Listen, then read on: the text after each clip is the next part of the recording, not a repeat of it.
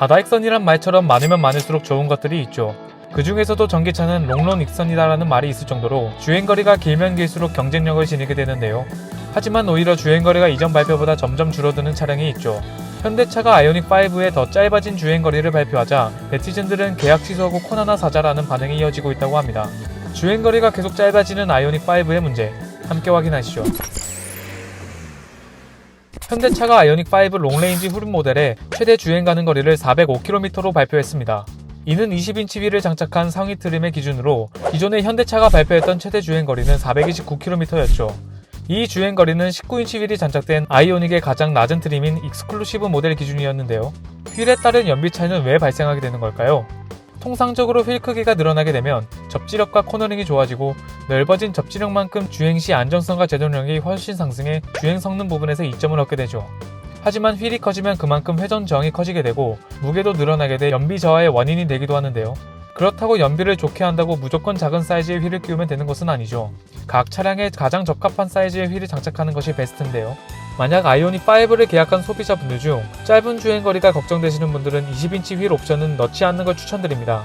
아직 발표되지 않은 아이오닉5의 4륜구동 모델의 경우엔 차량 무게가 무거워짐에 따라 연비가 낮아지는 걸 고려하면 주행 가능 거리는 더 짧아질 것으로 전망되는 상황입니다.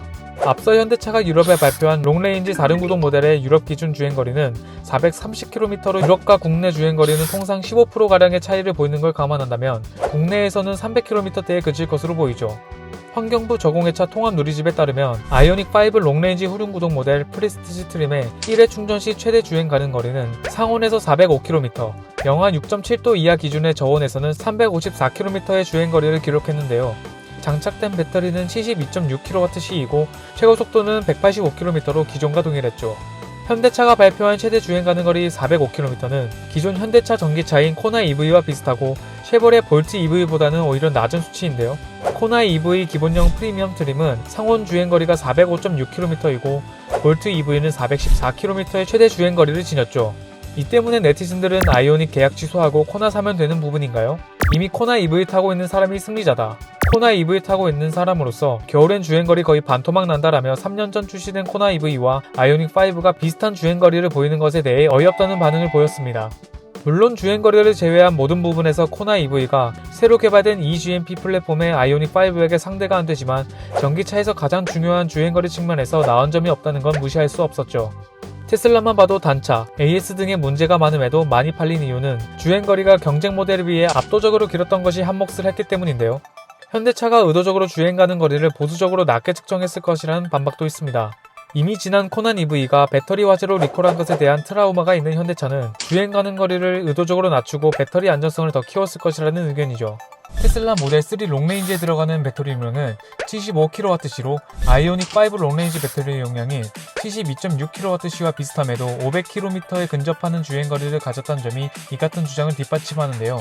전기차에 장착되는 고전압 배터리는 사용 용량의 최대치를 쓸수록 안전성이 낮아져 화재 등 오류가 발생할 가능성이 높아지게 되는데 여기에 아이오닉5에는 220V 전기를 뽑아 사용할 수 있는 V2의 기능을 더했기 때문에 배터리 안전성을 위한 불가피한 선택이었다는 것이죠.